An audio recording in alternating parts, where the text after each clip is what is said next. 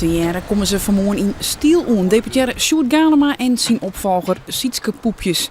In een auto die het op elektrisch riet. Geen tafel, want in de portefeuille van de nieuwe deputaire zit onder de orde verkeer en vervier. Wij mooi ritje hand, hè? Lekker scheurt nou. Ja. Van waar dit ritje te geren? Nou, ik vond het een hele mooie om Sietske even van huis te halen. Ik denk dat het een hele leuke dag wordt. Ik heb heel veel familie en vrienden hier mijn tand noemen. Daar heb ik zoek ik haast nog wel uit dat ik die even zoek. Nou ja, en dat ik haast nog even maar de fractie ondergang ben. En nou ja, dat er dan echt het moment daar is. En dat ik deputaire weer en ondergang kan. Sietske Poepjes is zo'n 2000 steertelid. Verder werken ze als jurist bij de gemeente Lemsterlaan. Van jong af wordt ze maar haar 32 jaar de jongste deputaire van Nederland. Geen probleem, denkt ze. Nee, ook heel eerlijk ben het. Ik bedoel, ik mis Sietske en ik heb er heel volle zin in. En dat ik nou 32 ben, voor jou 50 of 18. Nee, ik heb er volle zin in.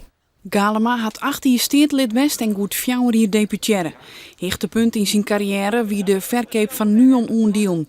Dat leverde de provincie een soort zinten op. Begin het hier weer de kritiek op Galema vanwege zijn uitspraken over de nieuwe fusiegemeente de Friese Meren. Hij moest daarom zijn portefeuille weer in dealing oerdragen. Galema gaat toen de slag bij Friesland Campina en vindt het tijd het stokje oer te dragen. Ik heb nou de hele sim bij mij bij alle projecten langs geweest. En juist de zus gewoon dat ze heel gretig is, dat ze het pakt.